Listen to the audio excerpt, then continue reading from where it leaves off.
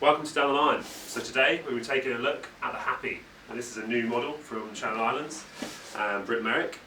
It kind of blends that high performance shortboard with something that's a little bit more user friendly, a bit more forgiving. It's a great little model.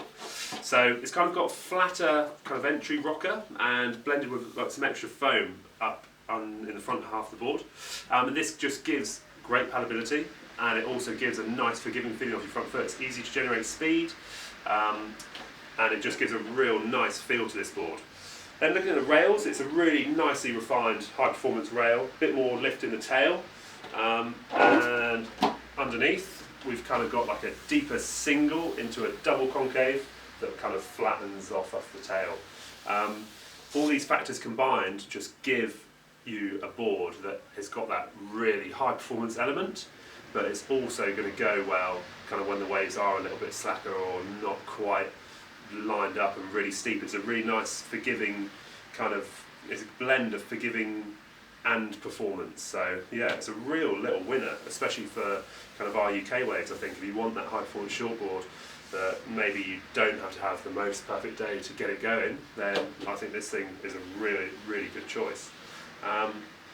I've been surfing one myself a lot around here in the local area, so kind of anything from overhead, kind of steeper days at low tide to kind of smaller, weaker, mushier days, and I was really actually surprised at how well it did go in the weaker stuff. Obviously you look at something like this and you think yes, it's going to perform when the waves are lined up and they are a bit steeper and got a bit of power to them, which it did. It really didn't miss a beat, felt great off the bottom, highly manoeuvrable and carried speed well, really, really well. But then also I was shocked surfing it kind of when it was a bit onshore and it was a bit mushy and a bit weak at how well it still retained that performance and kind of give you that instant speed off your front foot and kind of the ability to kind of float around sections or drive around a section and carry the speed in the flatter part of the wave. It was something that really kind of surprised me about this board, and yeah, it's something that I really liked. It's a really fun little model. So there's a few nice little touches with this board. So you can see you've got the little happy patch.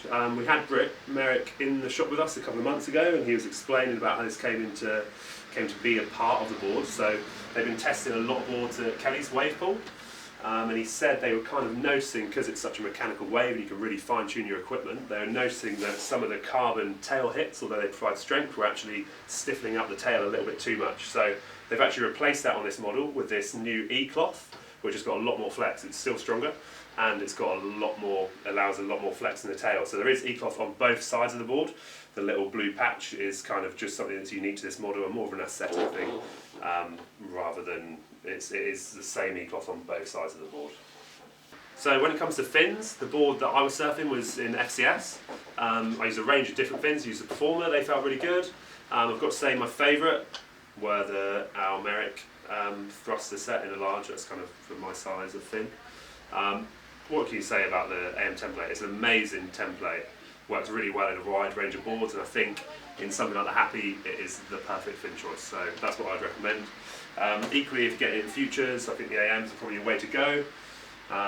It's kind of a no-brainer on that one. It's a great fin and it really suits this style of board. So this model is available in PU, such as this, and it is also available in the Spine-Tek. So the Channel Islands epoxy technology, which kind of is lighter, gives you more flex. You have the carbon spine down the centre of the board, which kind of harnesses that kinetic energy, gives you more push. So it is available in the two technologies. If you've got any questions about the board, feel free to pick up the phone, give us a call at the shop, drop us an email, or head over to our Instagram, Facebook, drop us a message anytime.